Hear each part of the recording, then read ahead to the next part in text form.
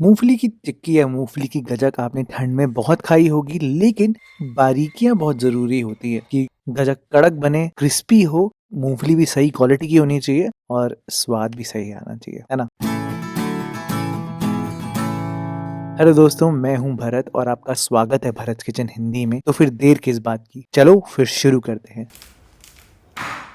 मूंगफली की गजक बनानी है या मूंगफली की पट्टी बनानी है तो सबसे पहले बात कर लेते हैं मूंगफली की। मैंने यहाँ पर दो क्वालिटी की मूंगफली ली है। एक है थोड़ी ये मोटी वाली वैरायटी, दूसरी है थोड़ी सी ये बड़ी और पतली वाली वैरायटी, और जो तीसरी है वो मैंने आपको दिखाने के लिए ली है। अभी आपको समझाता हूँ क्या है। देखो दोस्तों, अगर आप गजक बनाने के लिए थोड़ी मोटी वाली मूंगफली लेते हो तो उसमें प्रॉब्लम क्या आती है कि जो मोटी वाली मूंगफली है वो इतनी क्रिस्पी कभी नहीं हो पाती।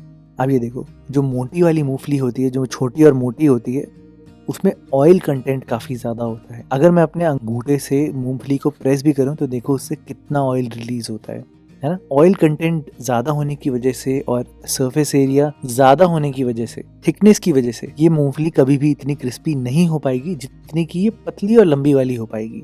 इसमें मोटी वाली से ऑयल कंटेंट थोड़ा कम होता है, लेकिन ये क्रिस्पी ज़्यादा बनती है, सरफेस एरिया ज़्यादा मिलता है ना।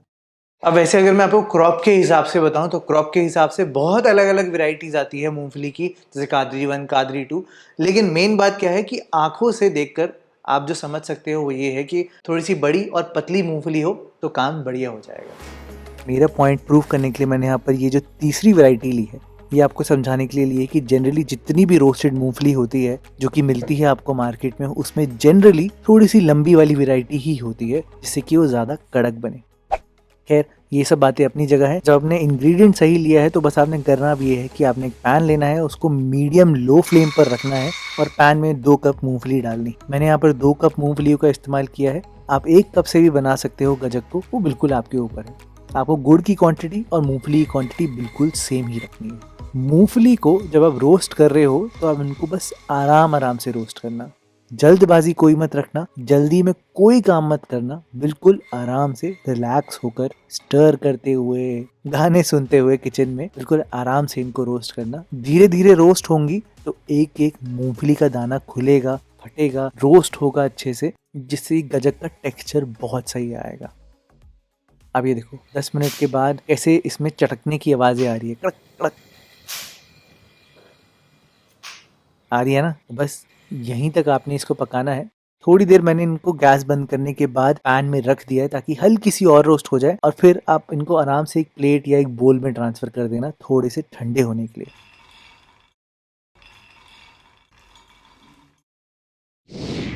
एकदम से आपने इनका छिलका नहीं उतारना अभी, नहीं नहीं नहीं, आपने इनको थोड़ी देर के लिए रेस्ट करने के लिए छोड़ना है। अब क्योंकि ये गरम गरम है ना तो थोड़े से फूले होंगे, जैसे ही थोड़े ठंडे होंगे, रेस्ट करेंगे तो थोड़े श्रिंक हो जाते हैं, तो छिलका बहुत आराम से निकल जाता है। अच्छा, पट्टी बनाने के लिए थोड़ी सी प्रिपरेशन पहले और कर लेते हैं कि मैंने यहाँ पर क्या लिया है कि नॉर्मल स्टील की ट्रे है। आप यहाँ पर थाली का भी इस्तेमाल कर सकते हो, वो भी काम आएगी। बेसिकली एक सरफेस है जहाँ पर हम फटाफट से पट्टी को ट्रांसफर करेंगे।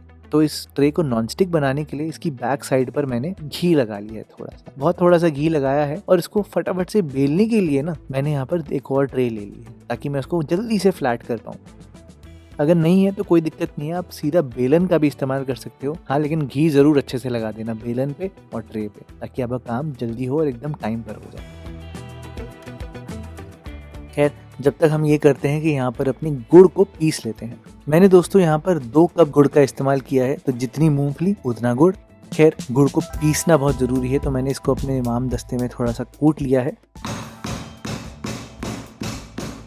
पीसने का बेनिफिट ये है क्योंकि हम इतनी कम क्वांटिटी में बना रहे हैं ताकि गुड़ इवनली पक पाए, इसलिए मैंने इसको पीसा है। लेकिन जब बाहर जब बड़ी बड़ी क्वांटिटी में बनाते हैं तो उनको एक्चुअली पीसते नहीं है, वो वैसे ही काम चला लेते हैं। हमें पीसना पड़ेगा क्योंकि हम घर में कम क्वांटिटी बना रहे हैं ना।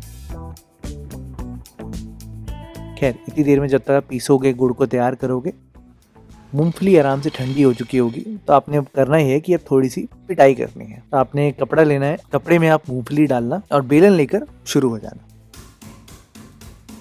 जिससे बदले लेने हैं, ये मूंगफली ही आज आपकी सारी इच्छा पूरी करने वाली है। आप इसको आराम से थोड़ा बहुत मार सकते हो, और बस जब आप कपड़ा खोलोगे तो आप ये ऐसी छलनी सी ले लेना। इस छलनी में क्या होगा बेनिफिट, क्या मूंगफली जब डालोगे तो ऐसे शेक करोगे तो छिलका अपने आप ही निकल जाएगा मूंगफली का। और जहाँ तक 1-2 छिलके रह भी जाएंगे ना, तो आप उनको ऐसे क्रश करके निकाल लेना। नहीं तो वैसे जो देसी तरीका होता है वो थाली में करते हैं, थाली में हल्का सा घुमा घुमा के, लेकिन उसमें टाइम लग जाता है, थोड़ा सा एक्सपीरियंस चाहिए होता है। आप इन सब मूंगफलियों को छिलकर अलग निकाल लेना और फटाफट से गुड़ को पकाना शुरू करते हैं। मैंने अपने पैन में गुड़ डाल दिया है 2 कप और बहुत थोड़ा सा पानी डाला है, ज्यादा पानी नहीं। दोस्तों गुड़ को बिल्कुल भी आप हाई फ्लेम पर मत पकाना, लो फ्लेम पर ही पकाना और कोशिश ये करना कि थोड़ा सा हेवी बॉटम वाला पैन का इस्तेमाल करना ताकि आप हीट को कंट्रोल कर पाओ। एकदम लो फ्लेम पर ही करना और आराम आराम से पहले गुड़ को पिघलने देना। पीसने का यहाँ पर यही फायदा है कि गुड़ पिघल जल्दी जाता है और इवनली पकता है, ऐसे नहीं कि थोड़ा मोटा पीस रह गया। बस धीरे धीरे करके आप ये देखना, पिघलने के बाद अभी गुड़ की धार देखो आप। अभी ऐसा है कि अगर मैं इसको ठंडे ठंडे पानी में एक ड्रॉप भी कर दूं ना, पूरा ऐसा जैसे पिघल जाएगा, बिल्कुल गायब ही हो जाएगा, है ना। ये है फर्स्ट स्टेज गुड़ की। धीरे धीरे इसको और पकाते हैं आराम आराम से, बिल्कुल। अभी देखो आप, हल्का सा इसमें कलर भी फर्क आ गया है और एकदम बबलिंग करने लग गया है। तो अब अगर मैं इसको नॉर्मल पानी में आपको डाल के दिखाऊं तो अब ये देखो, इसमें ऐसे लग रहा है गुड़ की बॉल बन जाएगी, बिल्कुल स्ट्रेची हो गया है, टॉफी वाली पोजीशन में, है ना, कि आप इसको खींच खींच कर आराम से खेल सकते हो। तो हमें इस स्टेज पे नहीं चाहिए, हमें चाहिए कि हम जैसे ही पानी में डालें गुड़ को, एकदम क्रिस्प कड़क गुड़ हो जाना चाहिए। इसका मतलब ये थोड़ी देर तक आपने इसको और पकाना है और जब ऐसी बबलिंग होने लग जाए ना बहुत ज्यादा गुड़ में, तो अब करना है कि बीच बीच में इसको गैस से उतार लेना। दोस्तों ये करना इसलिए जरूरी है ताकि आपको गुड़ के टेम्परेचर पर कंट्रोल रहे। ऐसा ना हो कि आप गुड़ को जला दोगे तो आपकी गजक में कड़वाहट सी आ जाएगी। थोड़ी देर आप इसको और पकाओगे। अब धार देखो गुड़ की, एकदम जाते जाते ये धार बहुत गाढ़ी हो चुकी है। और अब अगर मैं आपको दिखाऊं इस स्टेज पर, तो अब जो गुड़ है वो यहाँ पर अब पानी में डालने के बाद थोड़ी फर्म हो जाती है। अब ये देखो फर्म है लेकिन अभी भी सेट नहीं है। दोस्तों गैस को आप एकदम लो फ्लेम पर करना है इस स्टेज पर, और यही सबसे क्रिटिकल पॉइंट है रेसिपी का, सबसे इम्पोर्टेंट जरूरी पॉइंट। एकदम लो फ्लेम पर आपने यहाँ पर गुड़ को भूनना है, थोड़ा सा धीरे धीरे करके इसका टेम्परेचर और बढ़ाना है क्योंकि जस्ट वो होने ही वाला है।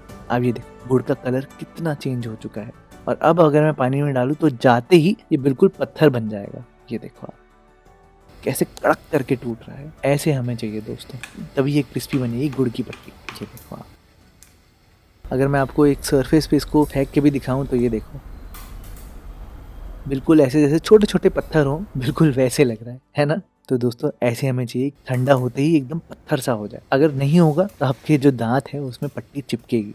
तब गुड़ को हल्का हल्का पकने देना और आराम आराम से आप यहाँ पर मूंगफली डाल देना। ध्यान रहे गैस एकदम लो या बंद ही कर देना कि जो कढ़ाई है उसमें ही टेम्परेचर इतना हो कि वो गर्म रहे अच्छे से और हल्का हल्का पकता रहे। बस मूंगफली को आप यहाँ पर अच्छे से मिला देना।